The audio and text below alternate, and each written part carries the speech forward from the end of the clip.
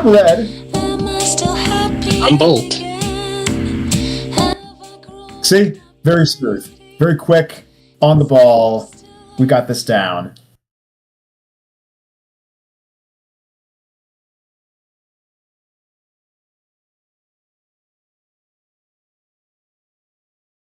I was sending a cookie, but I'm too busy eating all of them. Oh, nothing.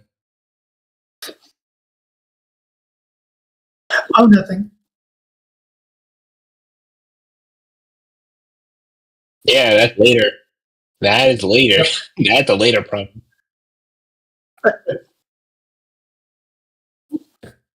Oh, nothing. Yeah, hold on. Let's see here. Oh, nothing. Bolt, you who can bribe me when I go edit this, I'm happy to take bribes. Thank you. That's good to know. But you're going to do it for free. I'll do the rest of the editing for free, but not the editing of your statements that you specifically request. Bolt, you I have can AI, bribe me when I go edit this, I'm my happy to take second bribes. Thank you. That's good to know. But you're going to do it for free. Don't ask me about the first one. We don't talk about the first one. I'll do the rest of the editing for free. Not Wait, the editing were you trying to work something out, Jack? Statements that you specifically request. Bolt, you I have AI when I go edit this. What was the problem? Thank you. His voice is not coming up on the stream. Okay. All right. Can you guys hear me now? I can hear you. Can you hear me on stream? I'll do the rest of the editing for free. I'm just trying to make sure I'm heard on stream. But we have another one of these incidences again where you can't hear me for shit.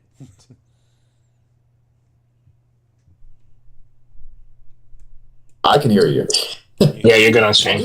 All right, good, fine. Yeah, No. yeah. Sorry, I had to wait for the delay to catch up. Yeah, no, I accidentally tested that on live for everybody. That's what that was? Yeah, no, Okay. I'm like over here trying to. I'm realizing that on occasion Discord doesn't catch me, but everything else does. And then I have to rely on dear old H Sinner to tune in, which we can't always guarantee she's going to tune in. They're going to tune in. Or just a viewer. Or just the viewer's going to tune in to kind of like catch these things as they happen.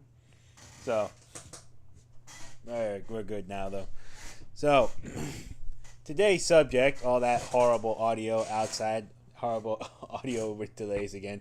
We're working on things, people. We've only been active for 1 year, and I'm remote. This is the longest I've been remote for a while. All right? It's not pleasant to be remote for this long, away from my nice equipment and my nice, comfortable chair back home. Although I kind of am home, but not home really. Home is where the wife is. Yeah, like, where are you? Like in the interior of Australia or something? I am near the Appalachian Trail by the Appalachian Mountains. Okay. Well, that's nice. I Yeah. drove past Have you done any them. hiking or anything? Have you done any hiking? No. No? Don't really Okay. have time. I kind of drive through abandoned houses, though, in the Appalachian Mountains and go check them out. I've had to do a few. Trees keep falling on them and shit, and I have to kind of drive these creepy driveways. And then, like, every time I'm driving up, it's ominous as shit because you see the fog kind of, like, lifting out from the forest, and then I'm kind of driving to it. I can't really capture it on camera as well because it doesn't look nice on camera as it does in real life. So, just trust me, it's kind of ominous as shit when you're driving on your way to these places. But you're eating it up. Ah, yes, I'm enjoying it. It is funny. So, we just want to give a small recap for this week. I've been up here, I've been out of state. I've been in my own small state out here in the wonderful, glorious state of Pennsylvania for about 2 months now. Doing work away from home. And want to just sort of give everybody a catch up this week before we get into our main subject for the week. Small little, what is it? Weekly summary week update. There's my soundboard when I need it. You know, you need some sort of like theme for that section. Yeah, I know. I Like we could clip a Beach Boys song. That's summary music. Is that summary music, Beach Boys? It all takes place on the beach, so yeah, it makes me think of summer. I mean, I was just going to do this for the weekly summary update. It is on there so tight and hard. It's not summer yet. And I see the robot just sort of drop down. So, first things first, there's a lot of theme of death this week because in one shot we lost Jonathan Joss. And then in the next one, I went to see another person who left us a couple of months ago. I went to see his final performance with Tony Todd in Final Destination Bloodlines. So I'll say the light thing first. That movie was awful. We all know what we go see a Final Destination movie for. And I just have to praise that Tony Todd's final scene was basically telling the main characters, I've helped out enough people over the years and it never works. You're screwed. Goodbye. And, he just kind of goes off camera. You hear the Simpsons thing. He just kind of goes off camera and leaves the main characters to figure out their own shit. So I saw that movie. Do I recommend it? Hell no. Wait till it comes out on video. I should have seen Sinners instead, even though that's already on Beyond Demand. Should I even wait for that? Like, should I even watch it Watch it when it's no longer when it's free? Okay, so it's worth watching on Tubi, just not seeing it in the theaters. Yeah, it's just not. Like, okay. I'm over here. I'm like, I should have just taken my dad to go see Sinners. He only gets like one movie theater outing every few months, and I took him to see this one. He was happy, so as long as he's happy, like I'm all right. He's happy. He had a good time. He was fine. So I'm like, all right, good. You were happy. I'm good that you were happy. I'm fine with that. So all I have to say though about Tony Todd's final performance is that they played in his sickness towards the end, his disease, as a part of the character to explain his look. But I have to say one thing about him though. For what he was going through, he did not look bad at all. He actually looked like he hadn't aged a day from when he was in Candyman and Night of the Living Dead into this one. It was just that he was much slimmer, and the slimness was all you could tell, and it actually changed his voice tone a bit. Yeah, I've never heard of like a terminal illness being incorporated into an actor's performance. It was though for this one they actually did it. Like, wow. Like he incorporated it into the performance, like. Cancer got me, or so he says it like in the actual line. So that's the thing. Yeah. So it's kind of interesting that he goes like, "I'm off to enjoy what little bit of my time I have left. Goodbye." He kind of winks at the camera. Basically, I should tell him, "It gives me such great pleasure to leave you wallowing in the mess you've made. You're screwed. Goodbye." Leaves. That was his performance. 10 minutes. I paid $30 to go see that. 10 minutes. Final outing on screen. I got to say I was there. With discount Jenna Ortega. There's a lady in that movie that looks like a discount Jenna Ortega. Like they couldn't afford the real one because she's hot now. So they went with this lady. I'm dead serious. Go look up the cast of a Final Destination's Bloodlines and you'll see what I'm talking about. This lady looks like a discount Jenna Ortega. It sounds like I'm roasting the movie, and I am. Yeah, I think this is roasting. I am, like, justifiably so. Like, they had something there, but the fucking acting was just... Like, I feel like Tony Todd turned around and just said, I will direct myself. Well, I'm going out with some dignity. I will direct myself. Are you referring to Caitlin Santa? Anna? Something like that, yeah. She's Spanish. Look at her long enough. She looks like a discount when you order Jenna Ortega off Wish.com. No, yeah. I mean she reminds me of like 3 other different actresses, but not Jenna Ortega. It's like, oh yeah, I forgot you're not Jenna Ortega. It's like that time I went to see H2O as a kid, the fucking Michael Myers movie. And there's this guy there that looks like George Clooney, but if you look at him long enough, you're like, oh yeah, you're not George Clooney, but you kind of look like George Clooney. You said H2O. Yeah. I think I know what you're. Yeah. No. I've experienced this. You're like. You kind of look like George Clooney, but you're not. You're kind of longer faced and chubbier, and George Clooney's sexy.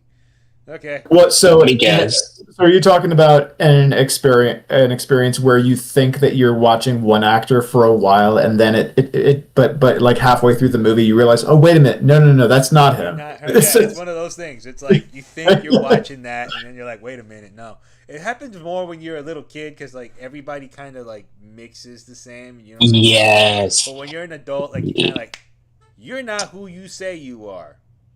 And then it changes the experience 100% after you figure that one out. But I just recognize people better as an adult. I wish I could have shut my brain off and watched Jenna Ortega for a little while. I know like she's 10 years younger than I am, but she's talented. That girl in that movie ain't talented. Like she's just not. Nobody in that movie was talented aside Tony Todd. Let's be real here. Damn. None of them deserve to act ever again. But hey, I only consume a bunch of horror movies all my life, and I said there flat out, Why are you doing it like that? That is just so mean. You know what, though? Are we having audio trouble? You were cutting out in a few moments there, Jack. All right, I just have to be careful how I talk into this shitty microphone. Speak with care. Speak with care, love, and grace. Watch your words. Watch your words.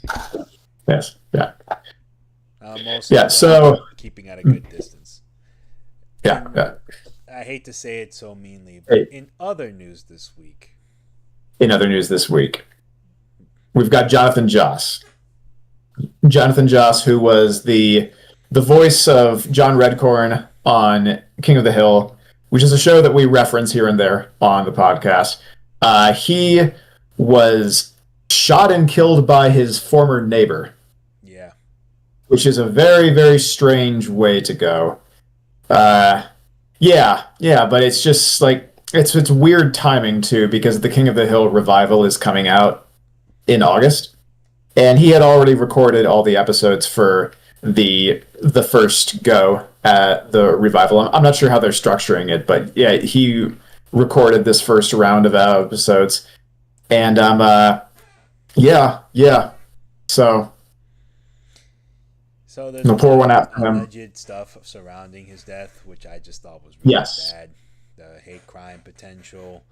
Then there was also that he might have been slighted on the way out the door because apparently like he wasn't invited to this panel, and he kind of just sort of crashed and showed up to one of his final like public appearances. He wasn't even really invited.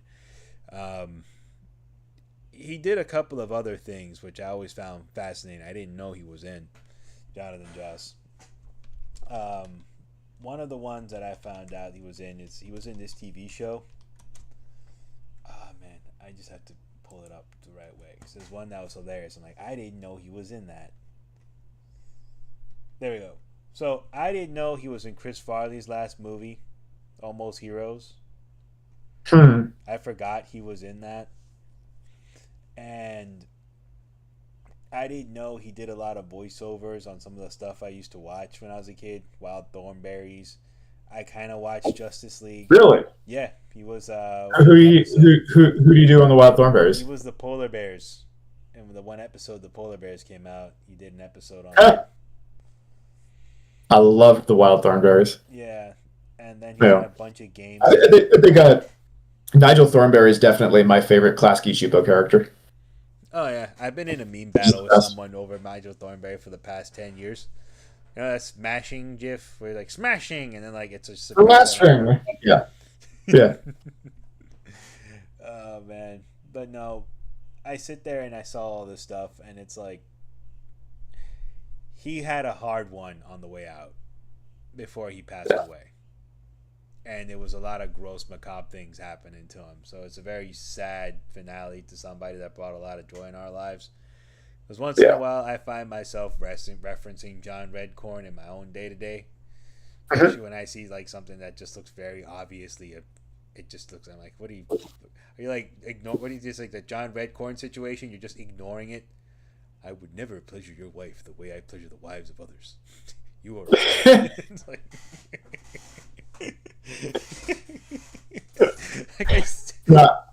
I love that character. He's probably my favorite side character on the show. he actually had the most interesting side character like plot in that entire show. John Redcorn. Yeah. Like the well he Joseph. Yeah, he's unique in the show in that he's not really a comic character. He's a pretty serious character. Like he's the one that adds a lot of dramatic tension with him being Joseph's actual father, and trying to find ways of taking care of Joseph and being a friend or being a father to Joseph without really letting Joseph know who he is and who Dale isn't. Yeah, like it's so weird. Yeah. I'm actually curious as to how the revival is gonna go. Like, one day we're gonna do Dark Side of Hollywood, but I honestly think that's a Dark Side of Hollywood on its own. That King of the Hill cast is cursed. Yeah, because so Joss isn't the only actor to have been in the revival that has since died. Yep. So Johnny Hardwick, who was Dale, he recorded a couple episodes of the revival, but he died before he could finish them. So Toby Huss is taking over Dale. But yeah, it's and then before that you had Brittany Murphy and Tom Petty.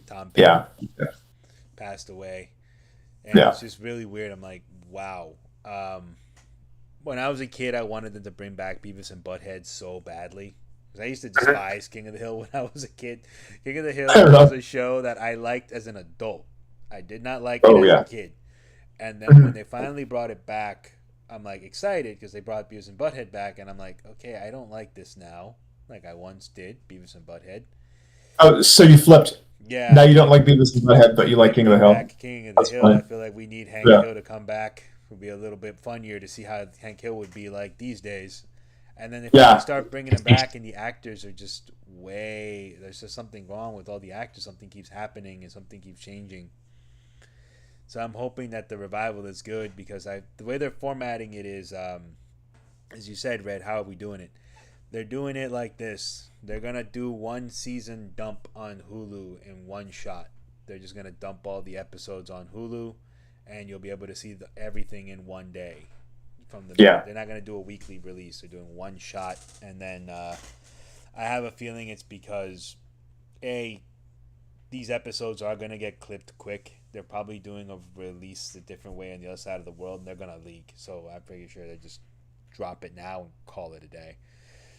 But to me, it's just like, I really wish you guys would have come back 8 years ago. You're going to have to deal with the same shit you would have had to deal with 8 years ago. You're going to have to deal with it even worse now. So, we are kind of back to where we were 8 years ago. Back where we were. You should have just done it 8 years ago. I think we would have all been just So I am looking forward to watching it. The one thing that I'm disappointed by, just watching some of the promo material, is that it looks like they changed the way they do the animation. So in the original series and in like any cartoon that you watch from the 90s or like the early 2000s, that was done with hand by hand drawings. Like you draw Hank in this position, then the next position is a little different, then a little different, then a little different. Like if you watch behind the scenes on your Disney DVDs, you've got the guys at the tables flipping the paper. That's the way that the original series was animated. But there is a new technique of doing 2D animation. They do it on Bob's Burgers. They do it on Lower Decks. I think they do it on Rick and Morty. It's become a very common technique where you've essentially got puppets inside an animation software, and you can move the puppets around however you want, such that you don't have to draw each frame by hand. And you can always tell when it's done like that because, if you watch closely enough with the old style, you can see lines kind of moving around. The characters don't look exactly the same in every position. And that, when I watch the older cartoons like that, that just makes them seem more real. It just makes them like, I just kind of like to see a little bit of the crudeness of the older style. The new stuff, it's just too clean, More you know. And just like as someone who's really into animation, I don't know. It just seems like a cop out, especially in light of how we're used to seeing the characters done in the old way, and so it's just going to look wrong in the new way. And also, if you watch the episodes of The Simpsons that are coming out now, they still do it the old way. You can still see the lines moving around. Yeah, they just do it digitally. So Yes, yeah. The only difference is that you're drawing it in the computer, but you're still drawing it. You're still drawing Bart. You're still drawing multiple frames of Bart to get him to move from one spot of the screen to the other. yeah, no, that started actually in the late 2000s. That style, Adult Swim used to do it as a joke, and then people started doing it seriously. Yeah. And now it's the standard. And they've been doing it on South Park like since the second episode. Like on South Park, only the first episode was done with actual paper cutouts. Yeah. But they've always been doing it with South Park, but South Park, it's fine because it's not supposed to look good. Yeah, South Park is supposed to look the bad. joke in South Park is the animation is all crappy. In the movie, they actually cut that. It's like, yeah, but the animation's all crappy. Then you see them walking, like, hopping. Basically. Yeah. And then when they actually tried to add, like, depth to the South Park characters, it didn't look right anymore. It looked really bad. So, Yeah. What's cool on and we're getting far afield, but what's cool on the animation with South Park is even in all the episodes, apart from the pilot that were done with computer animation, they still add shadows behind the characters to make it look like it's paper cutout. yeah. Because when you watch the paper cutout animations, like stuff that's actually done with paper cutouts, you can often see a little bit of a shadow. Yeah. And it's all good Yeah. because South Park is kind of in the list of things that I found out kind of had a horror moment out of nowhere, just relative to today's great. subject. Yeah, that does. Yeah, that seems appropriate. But Yeah. before we do any Great of that, segue. I actually just want to say one more thing about Mr. Jonathan Joss. He will be missed, and I do genuinely hope that the guy who is caught is brought to justice for what he did. I have a much more of a personal thing when people like that are hurt, because at the end of the day, they're not doing anything other than making us laugh, and they're just living their own lives. And there's no need for people like that. You want to hurt somebody? Go hurt Jamie Lee Curtis. She hurts people on a daily basis. Oh my goodness. No. There we go. We got the robot talking. Yeah, we still have to learn the whole story. We don't know everything that led up to that, but it's always sad when someone dies, and I guess particularly when you like their work. Yeah, we grew up with John Redcorn in our houses. Like, that's the weird thing. He's the guy that was banging another dude's wife that you just couldn't hate.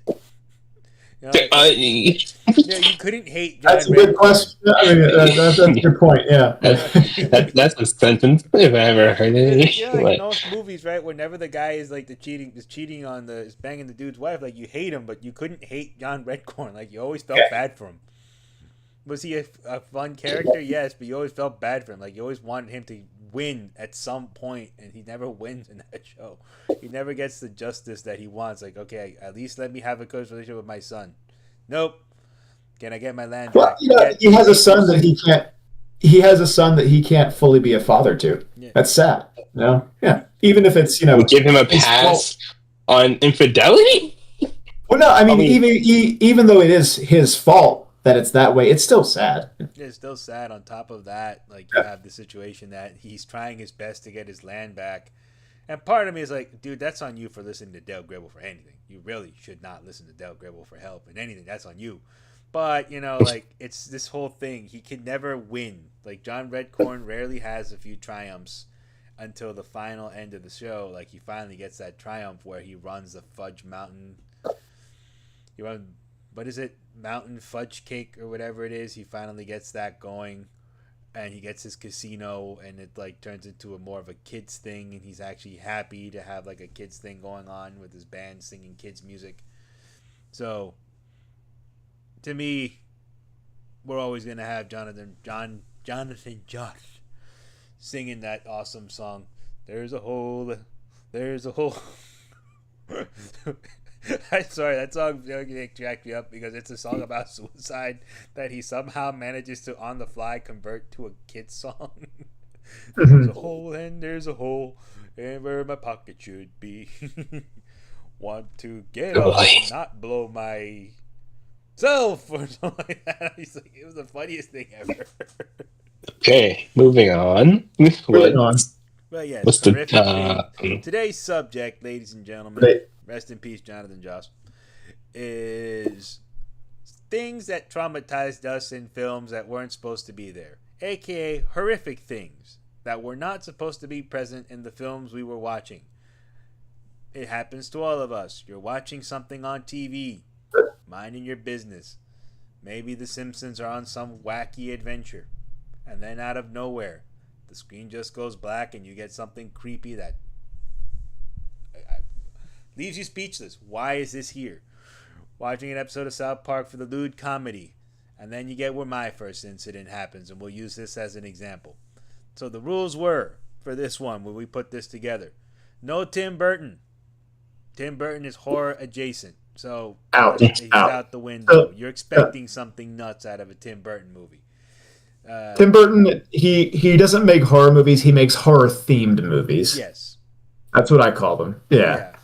Except for the one time he made a real one, and that was his best movie, in my opinion. Nobody likes to sing his praises. Oh, yes. That is my favorite Tim Burton movie. Sleepy Hollow. So, you're expecting something weird and wacky and creepy to pop out at you in a Tim Burton movie, so we axed the shit out of that one. But I'll pull up one of my moments, which is an example of this, something creepy in a non-horror related episode. So I was calling it I was calling it the scariest scenes in non-horror films. Bingo. So films that were movies that aren't usually considered horror movies, but they have like a really, really scary scene. And it's almost more effective than it would be in a horror movie where, you're going there expecting to be scared. These scenes often kind of catch you off guard. And so the only real rule that we had shared between ourselves was just like no Tim Burton movies, but movies are okay, shows are okay. But I had some rules that I like put on myself where it was just sort of like as a personal code of honor thing. So there are some movies that are often called horror movies, but only really because they have one scene that's really scary.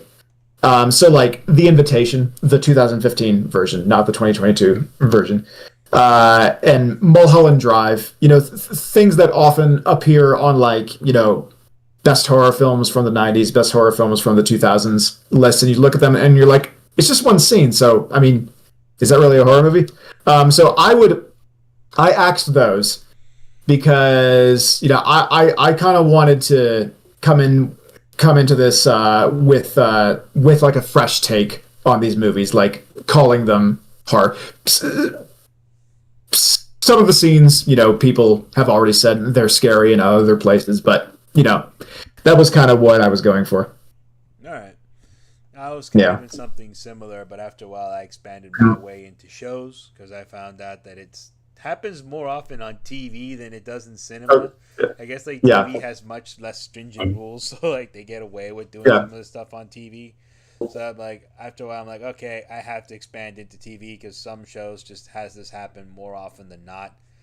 And I went with more what's something that's horrifying, that would be in a horror movie, but it's just randomly inserted in the show throughout the regular run. Not on Halloween, not on a specific type of dead related thing. It's something that's just there in the middle and it's creepy.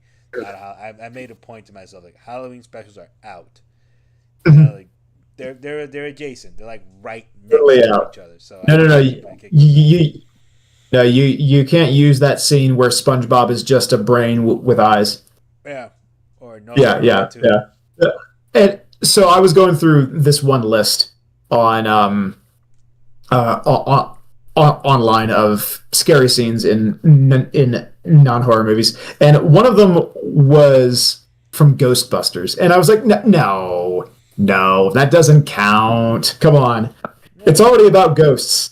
Yeah, it's I know it's a comedy, but it's just no cheating. It's not 100% comedy. You're just trying to pad your list. Yeah, it's not 100% comedy Ghostbusters. Like it's. Yeah. I remember kids I knew actually being scared by Ghostbusters. There's that one scene where like they play the ominous music, and the ghosts start actually scaring people, and then like they get called more often. And I remember that's when Winston has a conversation like, they say at the end of times the dead will come back. You think that's why we've been so busy? I'm like, yeah, no, this is horror comedy. Like they both don't know what to say, and they turn on the radio, and they're like, yeah. Let's not explore that line. So, by the way, if we were the Ghostbusters, who would I be? I asked that question once in a blue. I don't think I Bill I Murray. can't answer. I think you would be Bill Murray. God damn it! Bill Murray's You a wanna be Bill walking Murray? horror movie, right? What's wrong with Bill Murray? Bill Murray's a walking horror movie. Ugh. I It's had to be fitting. here all night. It's actually fitting. God I damn don't know. I wake up some mornings feeling like Dan Aykroyd. All right, fine. We need a Venkman. Nah, who the fuck was Bill Murray's name? Was Bill Murray Venkman? We need a Spangler. There you go. Egon Spangler. There you go. All right. So, did you put any rules for yourself, Bolt? So I went a different route since when it comes to this intaking media, since I typically don't feel much of anything. So it's like, oh, if something like either catch you off guard, make me feel some type of like pain, shock, sadness, or just like unexpected, like I guess surprise or whatever, then I put it in, and it was kind of hard to narrow it down Because it doesn't affect based off you. of that criteria. You're not human. It doesn't affect you. Yeah, doesn't. But these Yeah, things, like what I like, basically SpongeBob made the list. Excellent. Yeah. No. I'm Bolt, as a self-identified robot, you are going to resonate with one of my choices. Oh, okay. Yeah. All right, so I'll go first. So the first one for me was, we were talking about South Park before. Despite the fact that there's so many death and murder in the first few episodes of South Park, the creepiest thing in South Park for me was this episode where it's the ghost of present day or something like that, of human optimism or something like that. So like Tweak gets this vision of, you see, the news never shows you the good things. See, this person was being helped out and it doesn't go on the news. And then this person over here was doing good things. And they only like to show you scary things. Now get in my van. What? Get in my van, Tweak. I just showed you good nature. He's like, no, I don't think I should do that. And then 5 seconds later, the cops like bust in and arrest the ghost.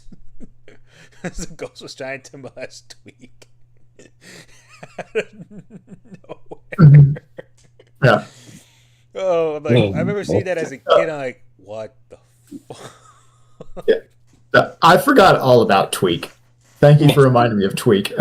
People want to You forget. just rehashed his mentor.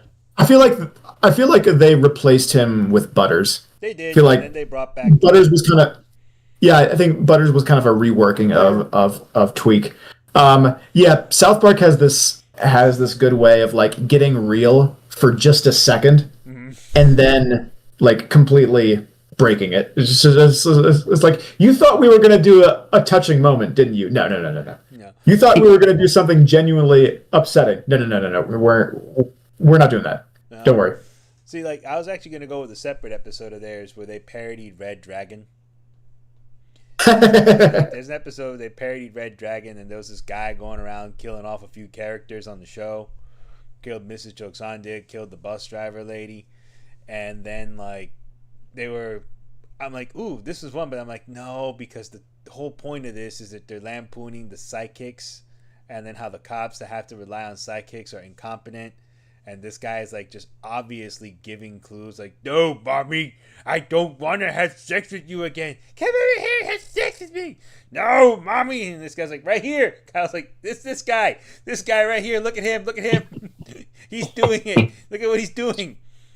Like, this is, yeah. I'll never forget. I use that shit once in a blue. This is me over at Disney World. Do you see? Oh, God. I'm so bored. That episode ruined Red Dragon for me. It's really good.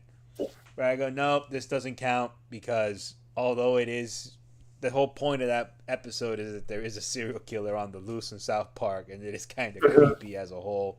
So I want that one so bad. I had to skip it. Well, you got to mention it anyway, so. Yes. I'm happy to hear the items on that didn't make your lists. Yep. Honorable mention. Yeah. Honorable mention. There's a few honorable mentions out there. Yeah. What about dishonorable mentions? Jennifer Aniston's entire fucking career. You come on, man. You should know I'll give better. you a dishonorable mention. This week I went to the movie theaters and I was gonna go see Final Destination. And the scariest thing I saw was this ad with Nicole Kidman where she looked like a fucking Stepford wife robot. That movie Megan's coming out. They shouldn't have hired Megan. They should just put fucking what's her name? I can't remember her name right now. I'm so angry. Should have put Nicole Kidman in there as Megan too, and that would have been fitting. They didn't have to put any CGI or makeup onto her. She already looks like that. The Botox. She's more plastic than human. There we go. I said it. Add Nicole Kidman to the list. I haven't had anybody on that list for a while. Add Nicole Kidman to the list. Pulling up Didn't the you list. a whole cast of a movie earlier? The list of podcast enemies. Goodness. Like, all the podcasts that I listen to have friends of the podcast. When they mention a previous guest or they have on a new guest, they have friend of the podcast, so and so. This is the only podcast that I know of that has an enemies list. Yeah, well, I have I'm here for it. podcast. Arlie Grind is cool, and Dylan Clark that was here a couple weeks ago was pretty cool. They're nice people. Okay, yes. Yeah. Okay, but still, our enemies list is a lot longer than our There's more friends stupid list. people in the world than there are nice people in the world, Red. That's Yeah. just how it goes. yeah. The stupids are winning. That episode of The Simpsons was right. All right, the stupids are in control of everything now. All I can do is just sit back and be angry at everything. That's it. Can't take away my anger. It's my last bastion of freedom. Oh, Red. What's going to be your pick before we get him going again?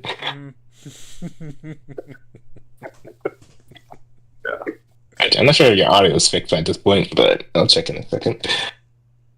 Yes, yeah, we should do a sound check. Yes. Check. Testing. Testing.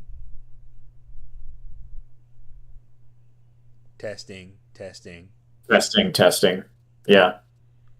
Like that episode of Testing for my voice, not my guitar. Oh God, I'm still upset about that.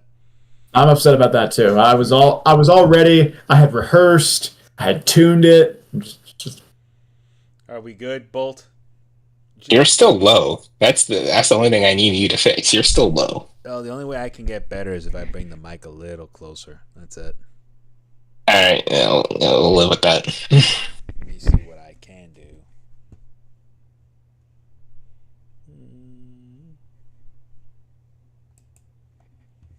Live on stream. Yeah, this is as best as I can do it. It's just this microphone sucks. Yeah, well, I will eventually pay for a better one. I can start keeping my money. Uncle Sam's not taking no more. So, back to where we were at before. I went one. Who just went with the second? Who's got the second go here? Yeah. I can go. Yeah, not everybody all at once, please. All right. I answered relatively quickly. What can you talk about? You only say not everyone at once when nobody says anything. Oh, That's what. That's what that phrase is appropriate for. It's like in Anchorman where he just randomly says "when in Rome." That's what just happened. It's just like... Yeah. Now go. Okay. You done? Are you done playing with your soundboard? Yes, You done? I am. Okay. So my entry is the Clint Eastwood movie from 1992, Unforgiven. So Unforgiven. Just brief plot summary. Will Money is this former violent outlaw that lives alone in remote Wyoming with his two kids by his late wife. And the story goes that his wife is the person that reformed him. She's the one that brought him away from his rough and rowdy ways, set him straight. But he and his two kids are falling on hard times. So he takes one last job that, and the job is that he needs to go kill this guy that cut up a prostitute. So he goes down and he brings along his old colleague, Ned, played by Morgan Freeman, and they're on their way to go get this guy. But the town that the guy is held up in has a no firearms in town rule, and the sheriff is a bit of an outlaw himself. You know, he is very willing to use violence to enforce the town's rules. So when he finds Ned, he kills Ned to make an example of him, as you know, like, this is what happens when you come into town with weapons. And he puts Ned's body in a coffin, an open coffin, and sets it outside a saloon in like a display case. Again, to tell people this is what happens if you come into town with weapons on you. And Clint Eastwood sees this, and when he sees this, the old him comes back. And the old him comes back with like this viciousness, like this terrifying viciousness. It's almost like a meeting the monster moment, because for the whole movie, the man that he used to be is referenced and talked about, you know, like he's kind of struggling with having been this person and trying not to be this person anymore, even though, you know, he's made kind of the dangerous decision of accepting another hit job. You know, like maybe that should have warned him that, you know, it's a possibility that could have made this guy come back. But you know, this character, this like evil man that he used to be, is always kind of like haunting the action. You know, we're always sort of wondering, like, you know, who was he? Like, how bad was he, and what kind of things did he do? And then when he finally, you know, has had it, his friend has been killed, he just brings that back. He just brings that guy back full throttle. He goes into this saloon where he finds the sheriff, and he shoots the owner of the saloon, and he shoots everybody that gets in his way, who are allied with the sheriff. And yeah, it's just such a stark change in character, and just like, even it's just like the lighting is done in the scene such that Clint Eastwood's face just looks menacing. And yeah, he says, you know, like, these stories about me killing women and children in the older days, though those are true. And after he kills a bunch of people in the saloon, he walks out and he yells to the town, you know, like, if anybody tries to shoot me, I'm gonna kill him. Now I'm not just gonna kill him. I'm gonna kill his wife and all his friends, and I'm gonna burn his damn house down. And it's just like, again, it's sort of like a meeting the monster moment, because this monster that we're seeing now has been talked about and built up to throughout the whole movie. It's almost like the big reveal at the end of a Stephen King story. So yeah, for me, that scene scared me when I first saw it. No, it's like you're watching somebody go berserk. Yeah. But it's like a calculated berserk. You're like, he knows exactly what to say to scare the shit out of you, to get you out of there. Yeah. Uh, I gotta watch more Clint Eastwood's movies. When I was a kid, like I always Yeah. overlooked them. Have you seen any of them? Good, the Bad, and the Ugly, and Yeah, Gran Torino. that's definitely the best. Yeah, I've seen that one and Gran Yeah. Torino. Yeah. From there, I've Yeah. seen some of the movies he directed. Gran Torino is definitely a like second era Clint Eastwood movie. Yeah, Yeah, because Unforgiven in a way is kind of a response or like a reminiscing on his old movies. Because Unforgiven, some people see it as sort of like an undoing or like an apology for for his older movies because his older movies have the reputation of glorifying violence and being kind of really kind of not being honest about who the bad guys in the old west were. yeah, Yeah, but Unforgiven gets very ugly. It gets very ugly, and most people wouldn't. Or I looked online, and nobody really considered that. I haven't found anybody call that scene scary. For me, it kind of vibed horror, but if you had to put it into any genre, you would call it a revenge movie. Like it becomes like a full on revenge movie at that point, and but it doesn't feel like your typical revenge movie. At least not the movies that I think of when I think of that I think of revenge movies. Because when I think of a revenge movie, I think of a movie that is like you really want that motherfucker to get his, and when he finally does, it feels great. But this one, nah, it just sort of turns ugly, and it's sad because he loses his battle with his old self. mm-hmm. Yeah, You can't yeah. not So see it's the monster it's again.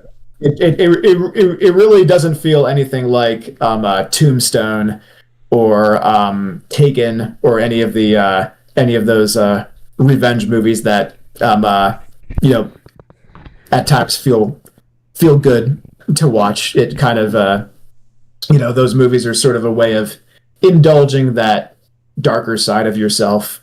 I think revenge is wrong. Like in real life, don't do it, but in movies, it is fun to indulge that instinct. Sir, sometimes vengeance makes us feel good. I've I've had my fair share of revenge on people in the past. I have to say it makes me feel good. Well, I mean, I think the sort of revenge you're talking about is just like a kind of trolling or a kind of like, payback's a bitch sort of like personal comeuppance, but I'm talking about like killing people. I mean, I could tell you a horrific story that took place for real, which I'm like, oh, look, it's a real life anti-hero when I read that case in college. But we'll discuss that one on another Anyway, time. yeah. Go into that one. Stay on topic. We've Now, we've got a bit of field. Bolt, Yeah, what is your first choice? we got Bolt. So I'm gonna just go off the bat and go in a funny direction. So that episode in SpongeBob where they are introduced to the butterfly. The butterfly. The butterfly. So when Patrick and SpongeBob are visiting Sandy, and they're waiting around for Sandy. I forget how the plot of that goes, but basically they come across this caterpillar that goes through the stages and becoming a butterfly. They're shocked at what this caterpillar that this becomes a butterfly without their knowledge, because they thought that this butterfly ate their friend Wormy. I don't know why they call it caterpillar or Wormy, but whatever. And then the thing that was like I found scary at the time, or just like shocking, was just like whenever they cut to the butterfly, they would just randomly, without warning, just do a jump cut to the close up of a butterfly from like National Geographic with the full sounds and all this. And they would just use that to scare anyone and everyone that like witnessed it. Yeah, I'm actually looking at the GIF now. It is kind of freaky. Yeah, it's like it's super close up and super detailed, and the sound is so real. And it's like, why is with this random jump to it? Like, why are you trying to make kids afraid of butterflies all of a sudden? Like, what is this? Butterflies are pretty, but they do not have pretty faces. You know what's fucked up? When I was a kid, I was always told not to play with butterflies. Why? What? Someone said they were poisonous, and they're like, don't touch the wing of a butterfly. It's not good to do. Don't eat it. Just don't eat it. Who the hell? Actually, yeah. I mean, even if you do eat it, it's probably just going to give you a really bad stomachache.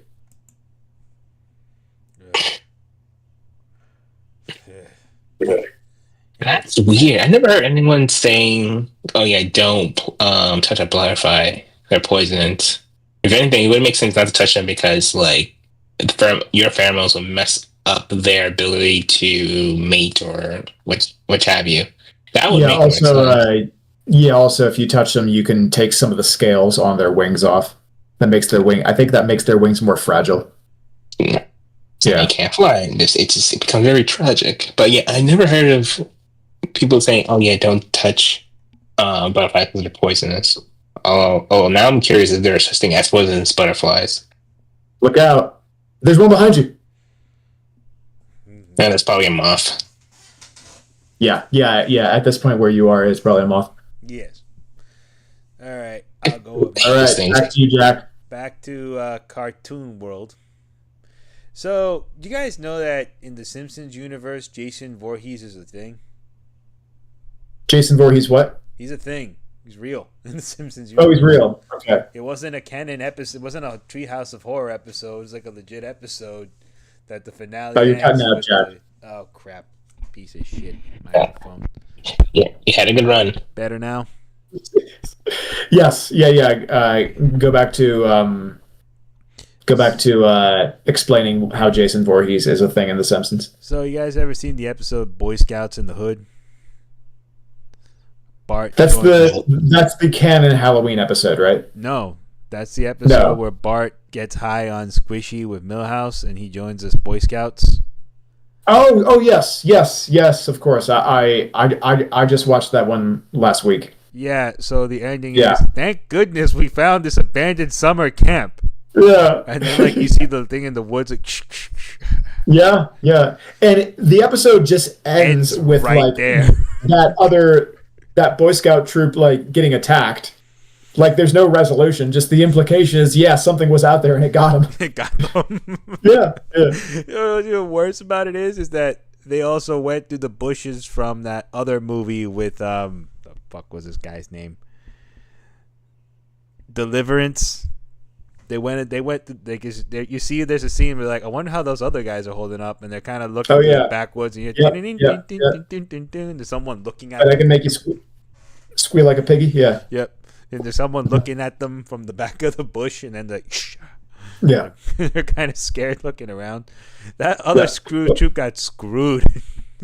You know what my favorite moment in that episode is? You see Bart sewing patches onto his sash, and some of them say, like, camping, making a fire, using a multi-tool, that sort of knots, that kind of thing. But one of them says patch forgery. Oh. That's cool. That's a hidden gem. I've never seen that one before. I gotta look back and watch that episode now. Yep. Yes, no. The Simpsons got that one, like, right down pat. I'm like, this is not a Halloween episode. This was just placed out of nowhere. And the ending is the counselors and Eric got killed in that episode.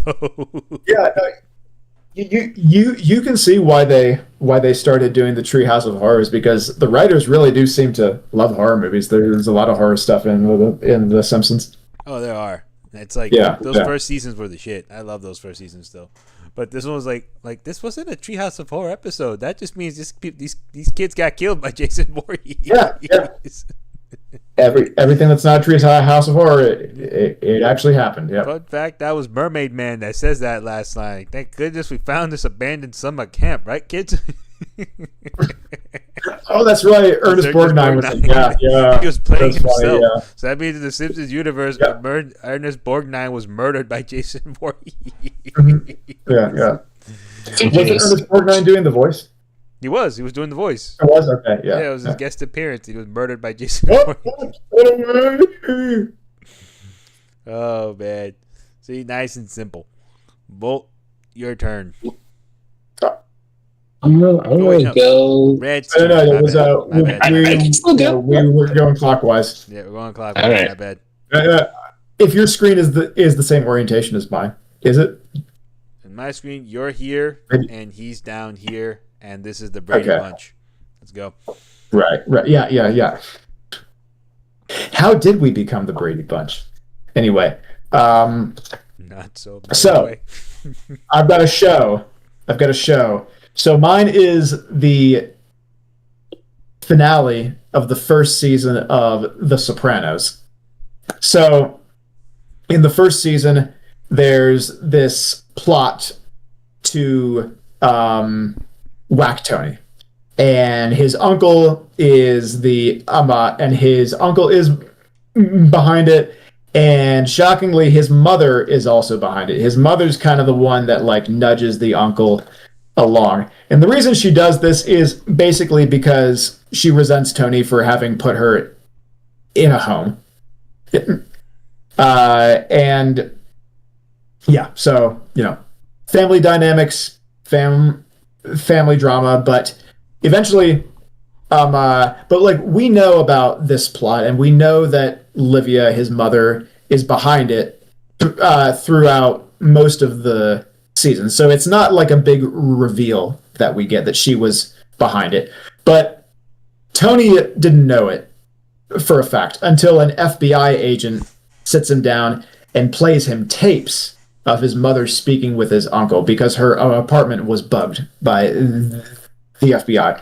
So the agent plays him tapes that prove that his mother was behind the plot, completely unambiguous. So Tony storms off to the hospital where his mother is because she's just had a stroke. So he has to confront her, but she is nonverbal at that point. So she's being wheeled out into the hospital hall with a breathing apparatus on her face, and you don't know how much of her is there, like how conscious is she, how communicative is she, what does she understand, and he's getting all up in her face, telling her that he knows, and the hospital workers are like, Mr. Soprano, she's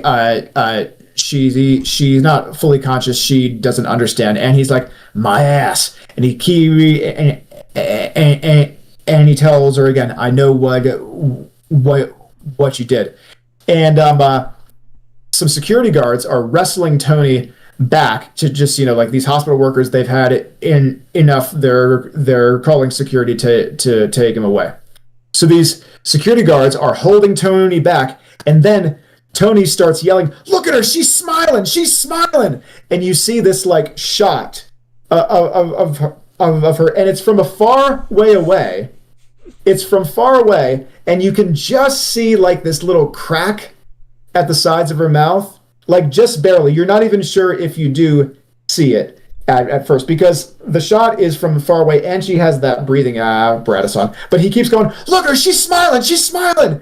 And then eventually, the smile grows into something like truly menacing. But it's like, again, it's sort of like Unforgiven in that they show you the monster moment, because you've known that she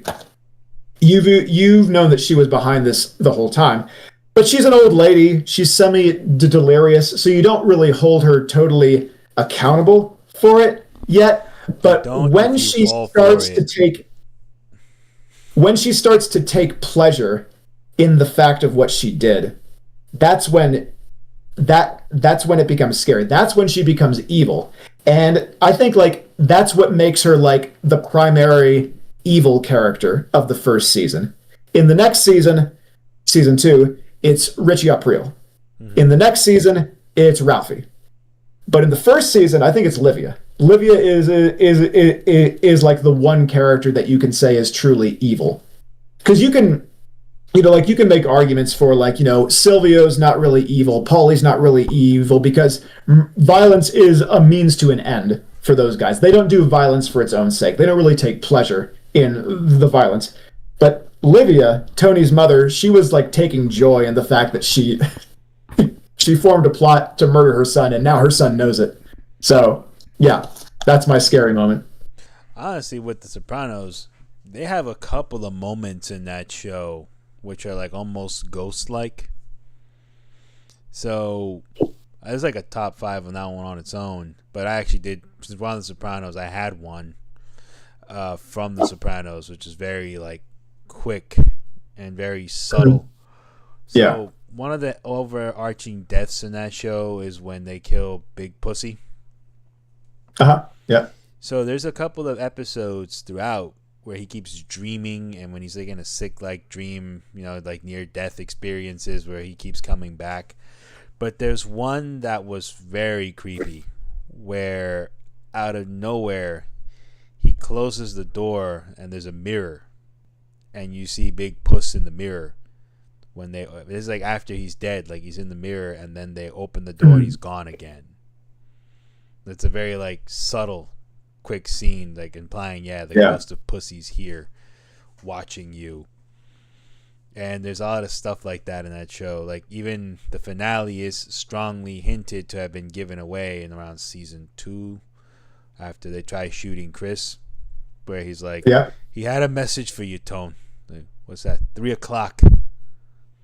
3 o'clock. Whoa, I've never heard that before. Oh, that's good. And when you look at members only jacket guy in the final moments, when he goes to the bathroom, that's Tony's 3 o'clock. So, wow, like the direction from him. Yeah. So oh, that's that great. would be Tony's. So like Tony's looking this way, the guy goes in this side. That would be Tony's 3 o'clock. I tell you, I'm very grateful for all the people that have really dug into the show and found all these things. Yeah, like cool. I've seen the people do the summaries, but it's like, there's a lot of stuff that's like said about that, like, and that's the one that like we go like, that's the one clue from the distance that always comes back. Then there's the cat that's staring at Chris's portrait on the bar. That Paul is freaked out. He's like, get that goddamn thing out of here. Okay. So we're just gonna go into like some room 237, but the Soprano stuff. Okay, so the cat. If you remember, the cat is orange, and in The Godfather, what is Don Corleone buying when he gets shot? Yeah, oranges. He's buying oranges. Yeah, like oranges and the color orange are a common symbol in the show. I've heard it argued kind of like a harbinger of some sort of violence. Well, that's how it was in The Godfather. Yeah. The oranges were present for massive notable moments of death. When Vito is buying oranges, that's when they gun him down the fruits and vegetables market. And Michael Corleone's finale, to my understanding, he's peeling an orange when he falls over. In 3. He's peeling an orange when he falls over. So those are just and Vito, when he actually does die, he is doing the thing where you put the orange inside your mouth. Yeah, so oranges are a sign. Yeah, so oranges are a symbol of violence, a symbol of death. Yeah, the very common thing. And I think there's more, but I remember like there's a bunch of stories that have to do with that. And that they'll say so it makes sense because Tony doesn't see himself like he's in Goodfellas. He sees himself like he's in The Godfather. Yeah, yep. So when there was honor, there was loyalty. Yeah. Although none of that really existed in the mafia. Yeah. And we're soldiers. Everyone who's involved knows the stakes. We're soldiers. So it's just funny when you listen to some of that stuff, like the people on that show themselves have very horrific backgrounds on the Sopranos, and they're actually responsible for a massive mob takedown. A lot of people didn't know. The real life De Cavalcante True would have actually flown under the radar if not for the Sopranos. Nobody was looking at the Jersey Mob until the Sopranos show came out. Very They started looking interesting. at them. I didn't know I drove past the real Bada Bing when I was a kid. The real Bada Bing was a strip joint called Wiggles on Queens Boulevard. You would drive past. And then when the dude got whacked in real life, then they shut it down. People thought, oh, it's because they're getting rid of strip joints in New York. No, they whacked the owner, and it's gone. We didn't know. There's got to be some company that does Sopranos tours where you can get in a bus and you can drive Tony's route. There are. You can see it. Like you can see the pork store. You can see the pizza place. Yeah. My buddy did it. He did the Sopranos tour. You get cool. You get on somewhere in the city, and then you start that drive when he's going up the turnpike. And then they show you places where the show was shot. They show you the mini mansion, which they use as like a show museum now. Like, it's a whole thing. So, if anyone's interested in doing that out there, I'm not sponsored by these folks. You're going to go ahead and try that one out. So, I did one right now, bouncing off of you. Bolt. Which one you got? You are muted, Bolt. You have not turned on your microphone again. Wait. Yeah, I was just checking something. I'm gonna go to a good old show called Doctor Who. Specifically, an alien creature set called the Weeping Angels. Those things. Those monstrosities. Good lord, I never thought I would actually be have to worry about statues in any sort of media until the first episode called Blink when they're introduced, and I'm just like, oh shit. This is because how many things buses, the Statue of Liberty in one episode. Funny enough, Angels Take Manhattan, but these gargoyles. Oh, good lord, gargoyles! Anything that is a statue that is it just has any sort of either humanoid or animal form. If it's a statue, it could be an alien species just there on Earth, sucking the light. Oh, it doesn't even have to be on Earth, but a lot of statues on Earth. But yeah, they basically are vampires, time vampires is the best way to describe them. But they are only active when people can't see them. And a common occurrence of how these people, Weeping Angels were active was that if you blink, they just get closer and closer to you at ungodly speed. So if you happen to unfortunately come across a Weeping Angel and you lock eyes with them, you cannot unlock your eyes with them. You have to maintain sight of them at all times. At least someone. You have to have at least someone making eye contact with them and keep them in line of sight. Because if no one does, you are going to get killed. You have your life literally drained from you. And in some instances, you get teleported through space and time, and depending on the episode. Good lord, those things were diabolically scary. Yeah. I found those really, really scary. And they took away the eye candy in the last episode I saw them in. In that episode, I'm like, God damn it. Yeah, and Angels Take Manhattan. Yeah, that was. But to be fair, they only took her because they got her husband Rory. That was the only way they were able to take her. If it wasn't for that, Ariel would have gone away scot-free.